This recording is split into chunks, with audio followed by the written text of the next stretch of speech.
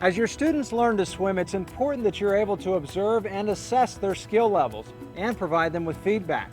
We'll be taking a look at what you should expect at levels 3, 4, and 5 over the next few segments.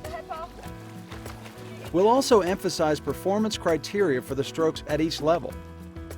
Remember that swimmers learn at different rates. Your job is to give them instruction, ample practice time, and appropriate feedback to help them move on to the next level.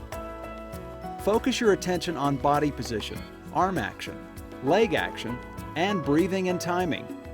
Extend and go. All right, go ahead. Identify students whose body parts may be too stiff or rigid and try to help them relax. As a result, their swimming movements and actions should become smoother. Let's begin with level 3. At level 3, your students are comfortable in the water and ready to start learning specific strokes. We'll begin with the front crawl and elementary backstroke.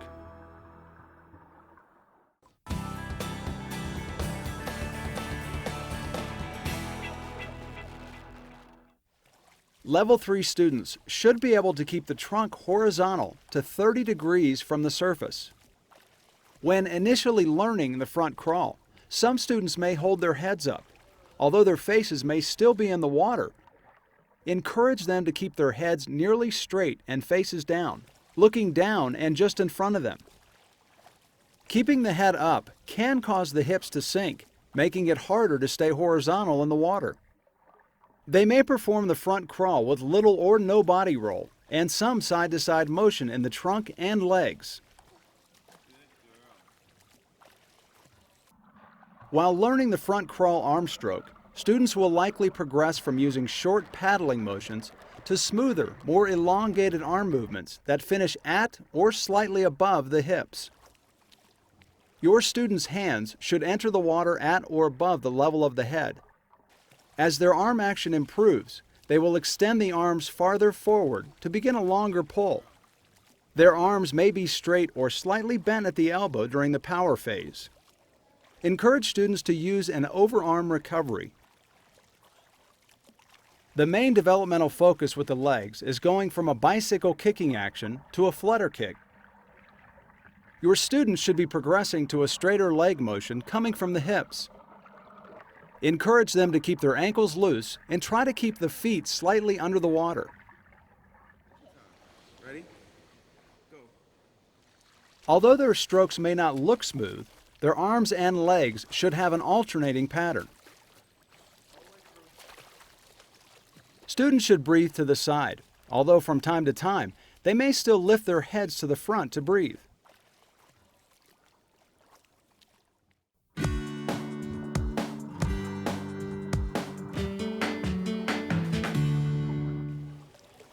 Students who can relax while floating on their backs should have less difficulty learning the elementary backstroke.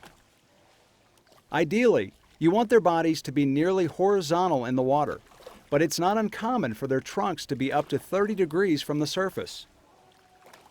Students often lift their heads and tuck their chins to their chest to avoid getting water in their faces.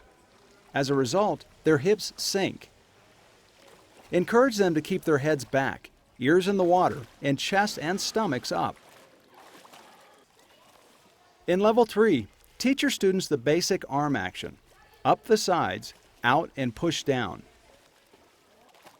Your students' arms will often go above or below shoulder level, making their arm strokes too long or too short.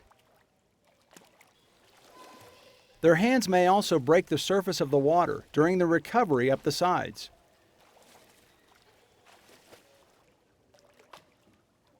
The leg action of the elementary backstroke is a symmetrical movement.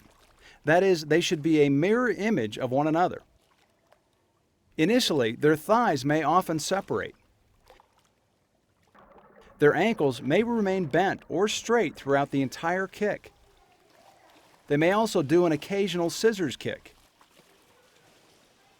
When initially learning the elementary backstroke, the power and recovery phases of the arms and legs may not begin simultaneously. Your students should be gliding at the end of the power phase. The length of the glide will vary among students. Although some students may occasionally hold their breath, Encourage them to inhale during the recovery and to exhale during the power phase. In this level, students also begin to work on body position and the kick for side stroke. We'll look at the performance criteria for side stroke in Level 4, when all the elements of the stroke are put together. Remember, as your students work on their Level 3 skills, you need to continue to provide instruction and feedback and give them plenty of practice time. Make sure you keep the learning experiences positive, engaging, and specific to the needs of your students to help keep them motivated and learning.